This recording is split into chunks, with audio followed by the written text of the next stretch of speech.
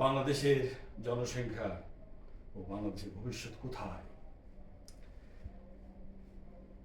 সবাইকে শুভেচ্ছা। আমি নুরুল কায়েস। আজকে আমরা কথা বলবো একটা গুরুত্বপূর্ণ বিষয় নিয়ে, বাংলাদেশের জনসংখ্যার সংকট ও ভবিষ্যতের প্রভাব। সম্প্রতি একটা তথ্য দেখে আমি অবাক হয়েছি। ঢাকা শহরের জনসংখ্যা এখন প্রায় 3,40,00,000।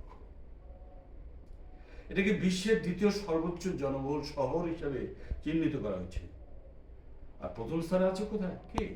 জাকার্তা, ইন্দোনেশিয়ার রাজধানী। এটা শুধু সংখ্যা নয়, এটা আমাদের প্রাত্যহিক জীবনের সাথে বড় চ্যালেঞ্জ তৈরি করেছে।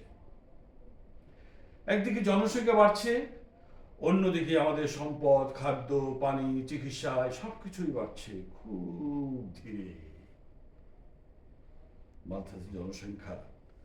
তত্ত্বে বলা হয়েছে জনসংখ্যা বাড়ে জ্যামিতিক হারে আর সম্পদ বাড়ে গাণিতিক হারে।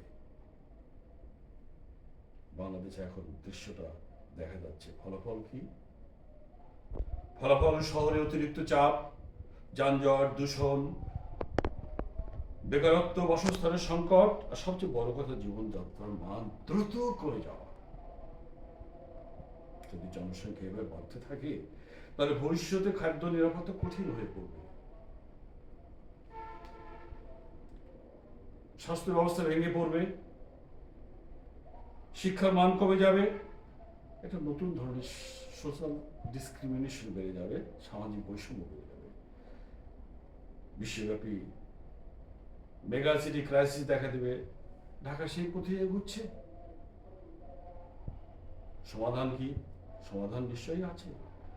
সচেতন পরিবার পরিকল্পনা, নারীর শিক্ষার, গ্রামে কর্মসংস্থান বৃদ্ধি, পরিবেশ বান্ধব নগর পরিকল্পনা, প্রযুক্তি নির্ভর প্রশাসন, এগুলো বাস্তবায়ন করতে পারলেই পরিবর্তন অবশ্যই সম্ভব।